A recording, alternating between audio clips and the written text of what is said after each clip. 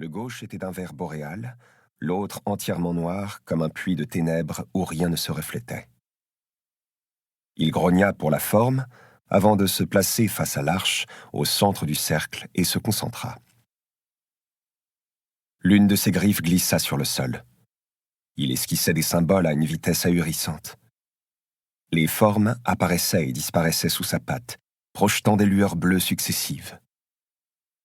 Il s'agissait de runes de puissance qui permettaient d'activer le cercle d'incantation dessiné par l'automate. Lorsqu'il eut fini, le tracé redevint pourpre et brilla. Cela ne surprit pas Ostan. Sa tâche accomplie, il huilait l'un de ses rouages pour tuer le temps.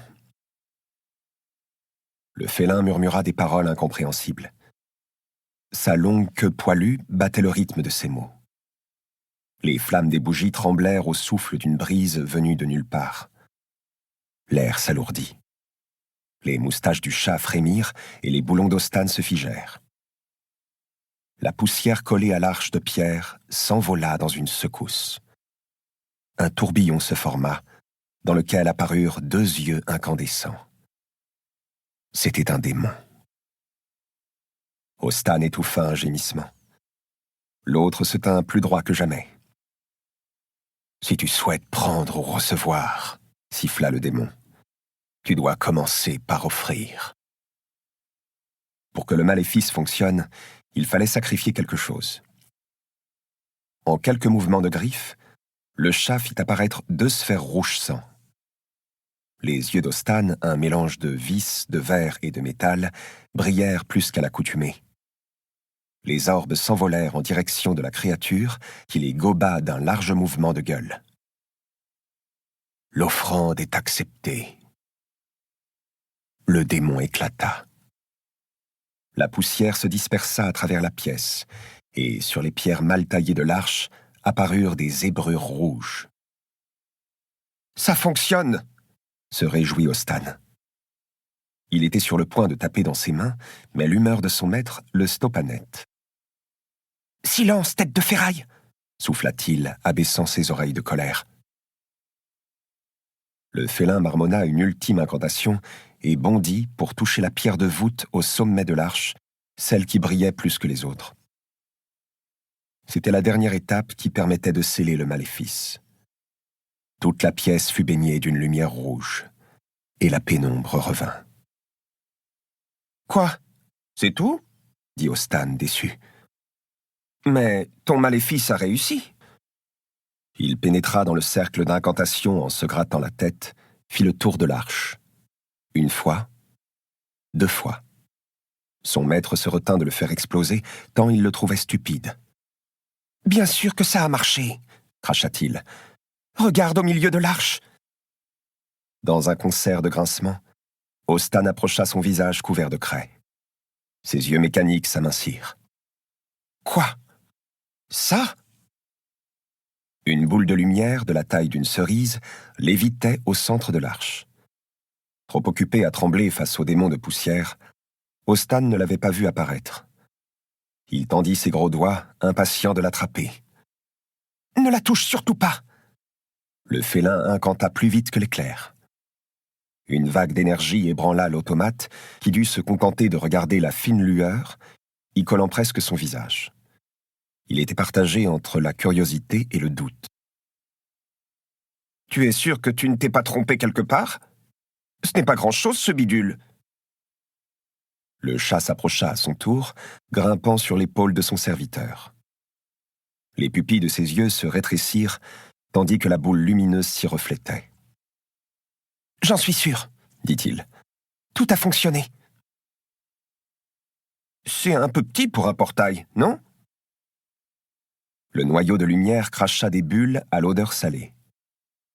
Ostan manqua de faire glisser le félin de son épaule lustrée en sursautant. « Ça, c'est le noyau du portail. Il va grossir, grossir et grossir encore. Ensuite, il deviendra un portail. » Un souffle d'air marin s'échappa cette fois du cœur de l'arche. « C'est l'odeur de l'autre monde ?» questionna Ostan. Il agitait ses narines faites de rondelles de bois pour mieux sentir. « Oui, plus le portail va grandir, plus il va provoquer de dérèglements autour de lui. Quel genre de dérèglement? Impossible de savoir, mais nous devons tout faire pour garder cet endroit et ce qu'il renferme de secret. Ostan approuva en agitant sa lourde tête dans des saccades de cliquetis. Tu n'as pas peur que le Sanctum Ancia perçoive quelque chose? Le chat dressa ses oreilles et afficha un air de défi. Aucune chance. Avec les épreuves et l'arrivée des nouveaux aspirants, ils auront d'autres chats à fouetter. Viens, partons. Nous avons trop traîné ici. D'un feulement suivi d'un coup de griffe sur la pierre, il fit s'éteindre les bougies. Le cercle d'incantation se volatilisa. Il ne restait plus dans la pièce que le faible éclat, suspendu entre les pierres de l'arche. Plusieurs étages au-dessus, le manoir de Castle Cats, où des générations de chats avaient étudié les arts occultes de la magie, était sur le point d'entamer une nouvelle année. Chapitre 1. Tourte et rencontre. Une corneille pourfendit le ciel. Elle lâcha un croassement qui se répercuta contre les ramures jaunies des arbres. Kovan sursauta, observa l'oiseau s'éloigner et se mordit la lèvre. Sa queue fouettait l'air d'angoisse. Le trottosac qui l'accompagnait, une besace posée sur 2 pattes mécaniques, tressauta pour suivre le mouvement. Le jeune chat allongea sa foulée, n'ayant aucune envie d'arriver en retard, et encore moins de faire une mauvaise rencontre. Le sentier sur lequel il progressait sinuait au milieu de la forêt d'Orcal à la triste réputation. C'était le genre de forêt qu'on entendait hurler la nuit, et qui, même en plein jour, n'était qu'une tanière d'obscurité et de murmures. Quelques chats s'étaient aventurés dedans. Ceux qui en étaient revenus n'avaient plus toute leur tête, ou tout leur poil. Au détour d'un virage, un bruit de roue retentit. Kovan n'eut pas le temps de se mettre à couvert quand apparut une vieille bourrique mécanique, le dos encombré de sacs de toutes les tailles. Un vieux matou, dont le poil roux luisait sous le soleil de l'aube, paraissait sur le crâne de la machine. Après un long bâillement, il aperçut Kovan et Stopanet sa monture. « Hé !» lança-t-il en se dressant sur son derrière. D'une patte, il brandit la tige de bambou avec laquelle il se faisait obéir des rouages de sa mécanimation. De l'autre, il jucha au bout de son museau poilu une paire de vers épais, accrochant de petites sangles de cuir à ses oreilles. « Bigre, j'y vois comme dans une marmite, même avec ça !» pesta-t-il en agitant ses binocles. « Qui va là ?» Kovan reconnut Aloupi, le chef cuisinier de son village. À tous les coups, celui-ci revenait d'une livraison matinale dans un village voisin. « Ce n'est que moi !» lança le jeune chat. « Que moi? Je connais pas de que moi. » Le vieux chat fit avancer sa bourrique. Il plissa plus encore ses yeux, qui devinrent 2 traits au milieu de son pelage mal peigné. « C'est Kovan, chef Aloupi. »« Kovan, tu m'as fichu une trouille de 1000 démons, chenapan !» Aloupi le rejoignit, profitant des quelques mètres qui les séparaient pour se moucher dans un pan de tissu de sa monture métallique. La créature ne broncha pas. Tout au plus se contenta-t-elle d'un grincement de vis exaspéré.